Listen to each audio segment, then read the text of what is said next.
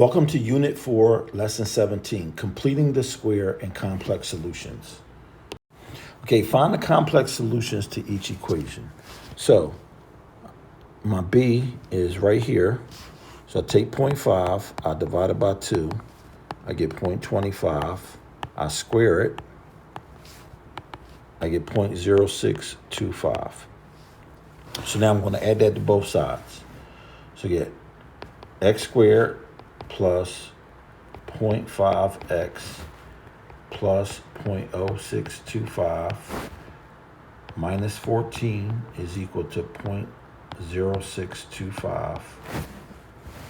Okay, this perfect square trinomial becomes x plus 5, not point plus 5, I'm sorry. X plus 0.25 quantity squared minus 14 is equal to 0.0625. I add 14 to both sides. I get x plus 0.25 quantity squared is equal to 14.0625.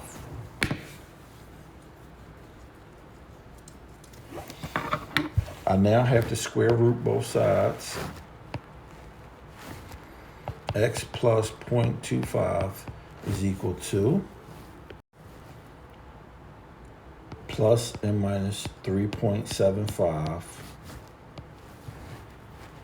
So now I had to subtract 0.25 from both sides. So what that means is x is equal to 3.75 minus 0.25. And x is also equal to negative 3.75 minus 0.25. And I get 3.5 and x is equal to negative 4. Okay, now let's look at B. Take 12. You know what? Let's try to see if this factors, because this might factor the regular way. So we list all the factors of 36. All right, 1 and what? 36, 2 and 18, 3 and 12, 4 and 9, 5, no, 6 and 6. If I add them, I get 37. I get 2 and 18, 20. 15, 13, 12. Oh, wait. All right, so x squared, so I get x plus 6 quantity squared equal to 0. I didn't even have to complete the square on this one. Take the square root. X plus 6 is equal to 0. Subtract 6. Then x is equal to negative 6. I get one answer, and that worked out. So now, can I get the same with 8? There are no factors of 8. I'm going to do C on this page. Are there any factors of 8 that add to 3? 1 and 8, 2 and 4. I get 9 and 7, 6 and 2. Nope. So I'm going to have to complete the square. So I take negative 3, I divide it by 2. I get 1.5 negative. Then I square that, and that gives me, what, 2.25? Okay, so x squared minus 3x plus 2.25 plus 8 is equal to 0 plus 2.25.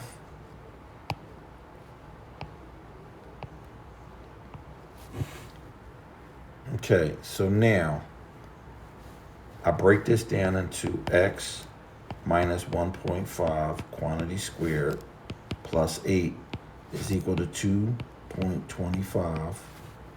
I subtract 8 on both sides. I get x minus 1.5 quantity squared is equal to 8 minus 2 is 6. This is negative 5.75. And take the square root of both sides. All right. X minus 1.5 is equal to I times the square root of 5.75. And so I add 1.5 to both sides. Well, it's actually plus and minus there. So let's move this over to the left because I ran out of room. I should have saved some more room. But X is equal to 1.5 plus I root 5.75. And the second one is equal minus I 5.75. So there are your two roots. And that is C. Okay, the last one, D. So I have no B term, so I can just subtract 4 from both sides. X squared is equal to negative 4. When I take the square root, I get X is equal to 2I and negative 2I. Those are my answers for number 4. Which describes the solution to the equation x plus 7 equals 0. So if I subtract 7 from both sides, I get x squared is equal to negative 7. We can't take the square root. We can't take even roots of negative numbers. So this has two non-real solutions. Okay, let's look at number 3. Explain how you know the square root of 3x plus 2 equals negative 16 has no solutions. This is a square root. There's no number you can take the square root of and get a negative number. That's just not possible. Now, when you take the square root of a positive number, you get a positive and a negative, but this is only a negative. So this is not possible. A square root. So if we was to draw the square root graph, it looks like this. That's the graph. There's no solutions down here in quadrant 4. There's no solutions. All right. Okay, this is a weird question. Use the graphs to determine the number of real solutions and non-real solutions to each equation. The types of solution can be found without doing any calculations. So basically what they want you to do is graph it. And here's the solutions. So you got two real solutions here. Two real. And then you're just going to have to graph them. But I don't have the space to graph any of these. So what I'm going to do is put these in the calculator and I'm going to graph it. So B gives us two non-real solutions. C gives us two real. So that means the real solutions cross the x-axis, the non-reals don't. D is one real solution.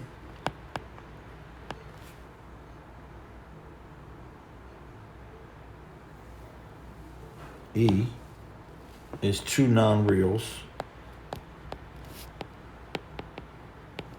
I should have had this complete the square or something. And this is two real. So this one has two non-real. Why does it have two non-real? I've never seen one non-real solution. I've seen one real solution, but I've never seen one non-real. So it never crosses the x-axis, no real solutions. This graph of y equals negative x squared minus 3x plus 2 has two real solutions. One here and one here. There's two real solutions. Real solutions means the graph crosses the x-axis. Okay, write the quantity 5 minus 5i squared in the form of a plus bi. So 5 minus 5i squared means 5 minus 5i quantity squared gives us 5 minus 5i twice. So we do our distribution. 5 times 5 is 25. 5 times negative 5i is negative 25i. Negative 5i times 5 is negative 25i. And then negative 5i times negative 5i is positive 25i squared. So I squared is negative 1, so this becomes negative 25. These cancel out. You're left with negative 50i. So this equals negative 50i. Or 0 minus 50i. The top one is a better answer, but this would probably look good on the standardized test. So with the next one, I'm going to do a little trick. What if we do this? What if we take 5 minus 5i squared times 5 minus 5i squared? Why did I do that? When you multiply the same thing, add the exponents. So if you pretend 5 minus 5i is x, x squared times x squared equals x to the 4th. So I know that x squared, or 5 minus 5i squared, is negative 50i. So what if I do negative 50i times negative 50i, and I get 5 times 5 is 25. There's 2 zeros. I get 2500 I squared, which is I squared is negative 1. So I get negative 2500 plus 0i.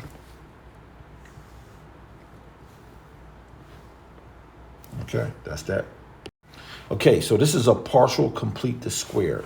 So when you look at the b term, when we look at the b term, take the 11 divided by 2. And then we square it.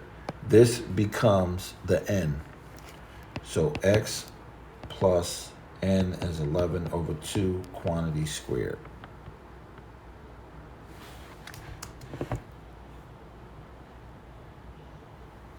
So B is the best answer.